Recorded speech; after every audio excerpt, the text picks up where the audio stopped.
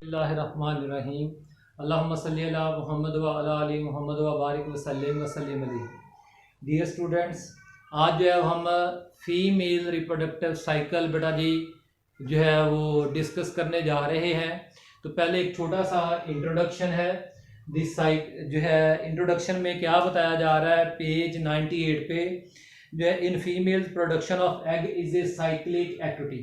Egg क्या है? Female gamete है और वो साइक्लिकली पैदा किया जाता है, यानी एक पीरियोडिक वेज में हर कुछ दिनों बाद वो एग प्रोड्यूस होता है, एक एग एक साइकिल में। ठीक है, हो गया ना जी। As compare to males, human males के मुकाबले में जहाँ पे गैमेट प्रोडक्शन यानी स्पर्म्स की जो प्रोडक्शन है वो बहुत ज़्यादा होती है और उस वक्त तो हो जाती है जब स्टिमुलस लगता है। लेकिन ह्यूमन फीमेल्स में बगैर स्टिमुलस के ह्यूमन फीमेल्स में बगैर स्टिमुलस के भी ओव्यूलेशन हो जाती है, यानी एग रिलीज हो जाता है ओवरी से। तो जो है मेल्स में अलबत्ता जो है वो रिलीज एक continuous process and beginning at puberty. कब मेल्स में गैमेट प्रोडक्शन शुरू होती है? At puberty, sexual maturation and lasting throughout life, और पूरी ज़िंदगी। लेकिन ह्यूमन फीमेल्स में एग प्रोडक्शन जो है वो पुबर्टी, जो कि आमतौर पर 12 से 13 साल की उम्र में शुरू होता है और उसके बाद 45 से 50 साल की उम्र के दरमियान में जो है ये फिर एग प्रोडक्शन की जो एक्टिविटी है वो स्टॉप हो जाती है। तो बहरहाल बेटा जी, अब ह्यूमन फीमेल रिप्रोडक्टिव साइकिल को एक और नाम दिया जाता है मेंस्ट्रुअल साइकिल। क्या नाम दिया जाता है? Menstrual cycle. तो उसकी डेफिनेशन आपकी किताब में कुछ इस तरह से लिखी है, पेज 99 पे। In human female the periodic reproductive cycle is completed in approximately 28 days and involves changes in structure and function of the whole reproductive system। Whole reproductive system में ना सिर्फ जो है वो पीरियडिकली वक्फे से जो है वो चेंजेस आती रहती हैं और वो चेंजेस अपने आप को एक मखसूस डेज के बाद रिपीट करती रहती है। ठीक है ना जी। ना सिर्फ ओवरीज में बल्कि यूट्रस में भी। It is called menstrual cycle and can be divided into 4 phases। उसको 4 phases में। लेकिन चूंकि ह्यूमन फीमेल रिप्रोडक्टिव साइकिल के 2 बेसिक ऑर्गन है, एक ओवरी ये आपके सामने बना हुआ है और दूसरा जो है वो यूट्रस। ये मैंने यूट्रस की जो है ना वो एंडोमेट्रियम, जिसे यूट्राइन टिश्यू या internal lining of the uterus भी कहा जाता है, वो मैंने ड्रा की है। आप पेज 100 पे देखेंगे तो फिर आपको ये डायग्राम नजर आएगी। तो इसलिए ह्यूमन मेंस्ट्रुअल साइकिल को हम जो है वो 2 हिस्सों में डिवाइड कर सकते हैं। ओवेरियन साइकिल, वो चेंजेस जो ओवरी के अंदर जो वो 28 डेज में होती हैं। नीचे बड़े डेज लिखे हुए हैं, ये तीसरा डे है, ये 11th 13 19 25 27 और फिर फर्स्ट डे शुरू हो जाता है।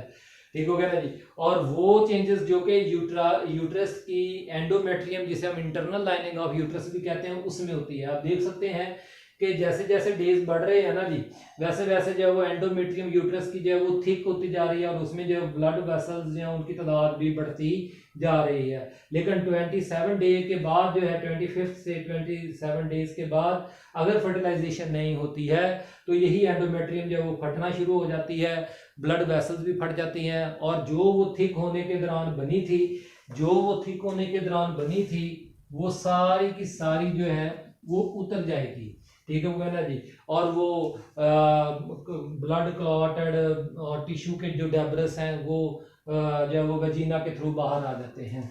तो बेटा जी, इधर जो ओवरी साइकिल के अंदर भी जरा पहले यहाँ पे देख लें कि पहले फॉलिकल्स पैदा होते हैं। फॉलिकल्स को कौन पैदा करवाता है वो आपको हम बताते हैं, लेकिन फिर ये टाइम एरो जरा नजर आ रहे हैं। ठीक है, समझ लें कि ये तकरीबन जो है वो पहले 11 दिन का जो है वो आपको हमने यहाँ तक 11 दिन का है, यहाँ पे 13वां दिन है और फिर आगे जो है वो 28वें दिन तक जो है, यानी यहाँ से लेके यहाँ तक जो है वो 13 दिन है, फिर यहाँ से लेके यहाँ तक।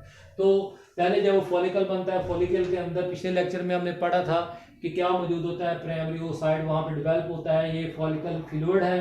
ठीक है ना जी। ये सारे फॉलिकल फ्लूइड की थैलियाँ जो आपस में फ्यूज हो जाती हैं और फिर ये ओसाइट है। फिर ओसाइट को रिलीज किया गया इस अमल को ओव्यूलेशन कहते हैं। ये फॉलिकल फ्लूइड जो है वो अब येलो होना शुरू हो जाता है तो फॉलिकल सेल्स को ही फिर कार्पस ल्यूटियम कहते हैं। ठीक है, कार्पस ल्यूटियम। और कार्पस ल्यूटियम जो है वो अगर तो फर्टिलाइजेशन हो जाएगी वो ऐसे का ऐसा रहेगा। ठीक हो गया ना जी। लेकिन अगर फर्टिलाइजेशन नहीं होती तो वो डीजनरेट होना शुरू हो जाता है, उसे हम कहते हैं रिग्रेशन कार्पस ल्यूटम, रिग्रेशन होना, डीजनरेशन होना। तो जिसकी वजह से जो है वो क्या हो जाता है कि जो एंडोमेट्रियम है वो डीजनरेट होना शुरू हो जाता है, वो फटना शुरू हो जाता है, और फिर जब वो ब्लड और टिश्यू डेब्रिस जो हैं वो वजीना के रास्ते जो है वो बाहर डिस्चार्ज किए जाते हैं। इस अमल को मेंस्ट्रुएशन कहते हैं, और इसी वजह से इस साइकिल का नाम, ह्यूमन फीमेल रिप्रोडक्टिव साइकिल का नाम क्या रख दिया गया है, मेंस्ट्रुअल साइकिल रख दिया गया है। बेटा जी अब सवाल ये है कि ओवरी के अंदर जो है जो चेंजेस होनी है वो भी आपके सामने, जो यूट्रस में होनी है वो भी आपके सामने है। सवाल ये जन्म लेता है कि इनका आपस में कनेक्शन कैसे बनता है। तो वो बेटा जी हम आपको जो है वो इसके मैकेनिज्म में पढ़ाते हैं। तो फेजेस ऑफ मेंस्ट्रुअल साइकिल हम इसके 4 फेजेस हैं। तो पहला जो वो रिलीज ऑफ एफएसएच है, फिर दूसरा जो वो release of oestrogen and ovulation. आपकी किताब में इसको दूसरा तीसरा कर दिया गया, लेकिन ये दूसरा पॉइंट ही है। और तीसरा जो वो रिलीज ऑफ प्रोजेस्टेरॉन है, जो जिसके और अगर जो है वो रिलीज ऑफ प्रोजेस्टेरॉन और अगर जो फर्टिलाइजेशन नहीं होती है तो ल्यूटिनाइजेशन ऑफ कार्पस ल्यूटम होगी और मेंस्ट्रुएशन आखिरी मरहला होगा। तो ये कुछ ऐसे पॉइंट्स हैं, तो आइए जरा इसको एक एक करके डिस्कस करते हैं। तो it is called menstrual cycle, page 99 पे बेटा जी डेफिनेशन के बाद menstrual cycle can be divided into 4 phases. उन 4 फेजेस को हम बाद में डिस्कस करते हैं, लेकिन पहले क्या कहा गया है, these events of the menstrual cycle involve the ovaries. उसमें क्या क्या चेंजेस आती हैं, ओवरीज की आती हैं, तो इसलिए ओवेरियन साइकिल और यूट्रस में होने वाली events, changes in events of changes जो है वो क्या कहलाते हैं, uterine cycle. And these are generally regulated by primary pituitary gonadotrophins. Pituitary gland से 2 तरह के हार्मोन्स रिलीज होते हैं। एक वो जो कि डायरेक्टली बॉडी सेल्स के ऊपर इफेक्ट करते हैं, उनको हम प्राइमरी कहते होते हैं, और दूसरे जो होते हैं गोनाडोट्रोफिन्स होते हैं, जो दूसरे ऑर्गन्स, दूसरे ग्लैंड्स को कंट्रोल करते हैं। तो बेटा जी 4 फेजेस आ गए हैं, primary steps in female reproductive cycle.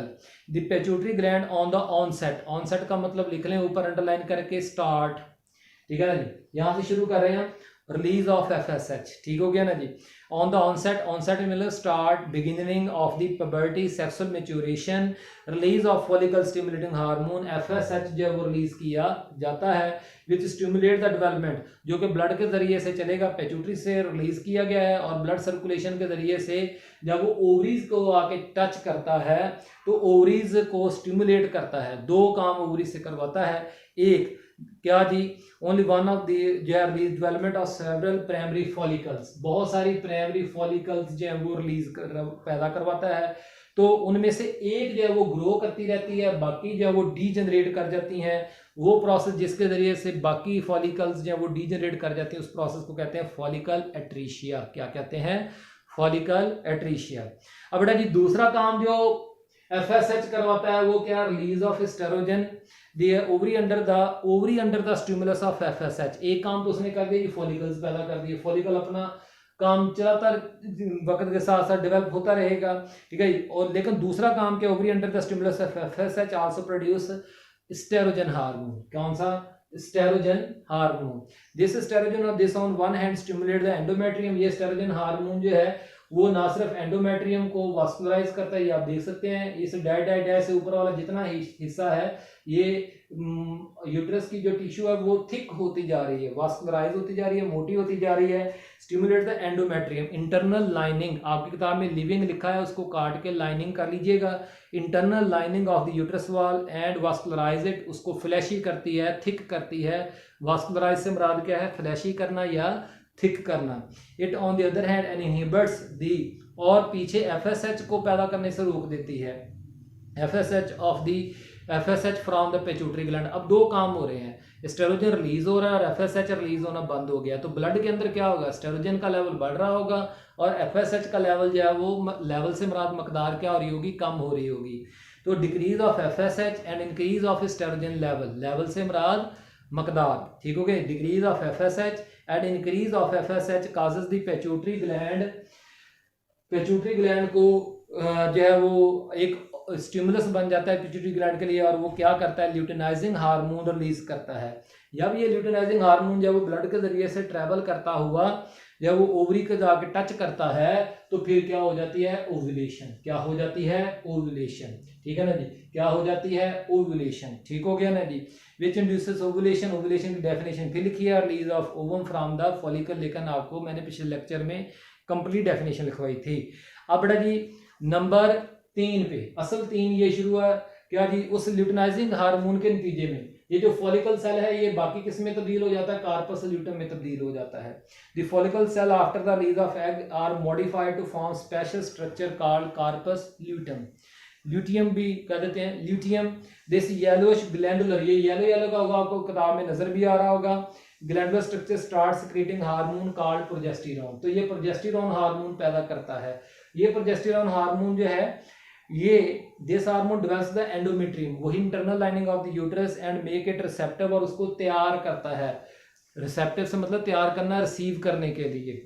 The for the implantation, implantation का मतलब फिक्सेशन ऑफ द जाइगोट यानी प्लेसेंटा फॉर्मेशन। लेकिन अगर उस ह्यूमन फीमेल को में जो एग है उसकी फर्टिलाइजेशन ही ना हुई हो तो if fertilisation does not occur, if fertilisation does not occur, अगर तो फर्टिलाइजेशन हो गई फिर तो प्रेगनेंसी शुरू होगी।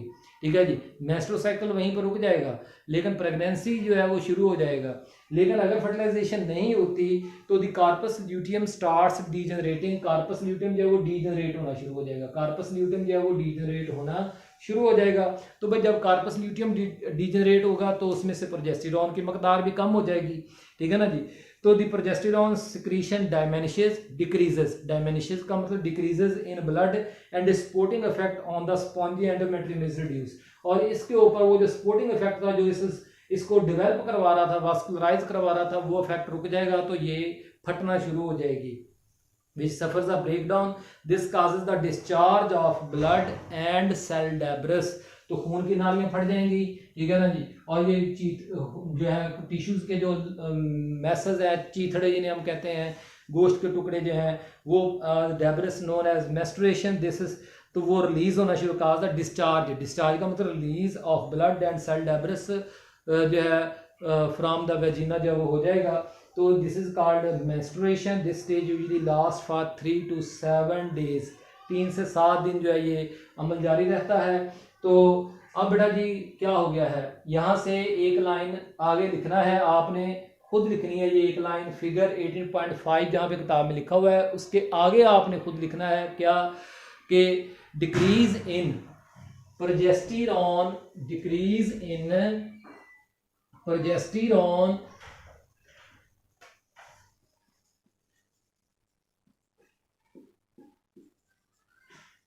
progesterone also stimulate pituitary gland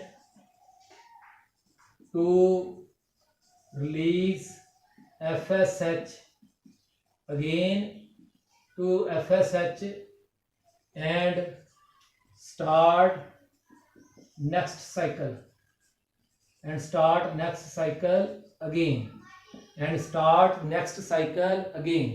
ये बेटा जी आपने कहाँ लिखना है, फिगर 18.5 के बाद, आफ्टर ये सेंटेंस ऐड कर लेना है 18.5 के बाद। The cycle is thus completed and the uterus is ready to enter into the next cycle। लेकिन मैंने आपको बता दिया है कि वो नेक्स्ट साइकिल किस वजह से शुरू होगा, कि प्रोजेस्टेरॉन का डिक्रीज होना दो काम करता है, एक तो मेंस्ट्रुएशन करवाता है और दूसरा जो है वो क्या करवाता है, अगला साइकिल एफएसएच को भी रिलीज करवाना शुरू कर देता है। तो जब एफएस रिलीज होना शुरू हो जाएगा तो फिर दोबारा से नया साइकिल शुरू हो जाएगा। तो ये बात है। The human menstrual cycle generally repeats every 28 days. बेटा जी वेरिएशंस जो है वो आती रहती हैं, ठीक हो गया ना जी। वेरिएशंस इन साइकिल डेज जो है वो 28 डेज, तो although there is a considerable variation different individuals, मुख्तलिफ खवातीन में मुख्तलिफ होती है, एज के साथ भी बदलती रहती है, ठीक है ना जी, और सिचुएशंस के साथ भी। दी और बड़ी इंपॉर्टेंट डेफिनेशन मेनोपॉज, मेनोपॉज जो है द एंड और complete stop of menstrual cycle is called menopause. ये after which the female stops producing ova, और ये तकरीबन जो है वो 45 की एज में या 45 की एज के बाद शुरू होता है। तो बेटा जी डिस्टर्बेंस टू मेंस्ट्रुअल साइकिल जो है क्या जी, malnourishment and emotional stress affect the female reproductive cycle. नाकस ग़िज़ा और जो है खौफ या गुस्सा या इस तरह की सिचुएशन जो है वो इसको साइकिल को 28 डेज से कम करके 25 डेज भी कर सकता है वगैरह वगैरह। तो बेटा जी अब ज़रा देखें येलो बॉक्स जो है ये बड़ा कीमती है। येलो बॉक्स में कहा गया जी ऑयस्ट्रस साइकिल। बेटा देखें ह्यूमन फीमेल के साइकिल को ह्यूमन फीमेल के रिप्रोडक्टिव साइकिल को मेंस्ट्रुअल साइकिल सिर्फ कहते हैं। बाकी मेमल्स में ह्यूमन फीमेल रिप्रोडक्टिव साइकिल को ऑयस्ट्रस साइकिल कहते हैं, क्योंकि ह्यूमन फीमेल रिप्रोडक्टिव साइकिल के दौरान बगैर स्टिमुलस की ओव्यूलेशन हो जाती है, लेकिन बगैर सेक्स स्टिमुलस के, सेक्सुअल मीटिंग स्टिमुलस के। लेकिन जो दूसरे मेमल्स हैं ह्यूमंस के अलावा उनमें सेक्स स्टिमुलस, सेक्सुअल मीटिंग का स्टिमुलस लगेगा तो तब ओव्यूलेशन होगी, ताकि जो है वो फर्टिलाइजेशन इंश्योर हो जाए। क्योंकि सेक्सुअल मीटिंग होगी तो उस वक्त स्पर्म भी रिलीज होने और उसी वक्त एग को रिलीज कर दिया जाएगा। तो ये इसलिए ह्यूमन फीमेल्स के अलावा बाकी मेमल्स में जो रिप्रोडक्टिव साइकिल है उसको क्या कहते हैं, उसको कहते हैं ऑयस्ट्रस cycle. Oystrus cycle is a reproductive cycle found in all female mammals except human beings. In this cycle, the estrogen production prepares the uterus for the conception. Conception receive करना partially जुज़वी तौर पर, also follicle develops ova और follicle भी develop करती हैं बिल्कुल उसी तरह।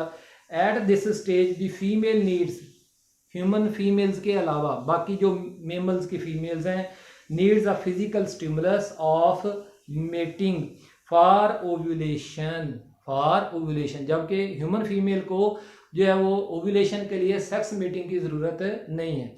She exhibits, she shows the desire for mating are set to be on heat. तो वो ऐसे रिस्पॉन्सेस देती है, ठीक है जी, जैसे आवाज़ें निकालना वगैरह वगैरह। तो इस तरह का, ताकि जो है वो मेल जो है वो उसकी तरफ जो है वो आ सकें। तो इस तरह इस साइकिल को फिर क्या कहते हैं, ऑयस्ट्रस साइकिल। भाई कोई भी सवाल हो व्हाट्सएप को चला, हम सबका हमें नासर आमीन, शुक्रिया।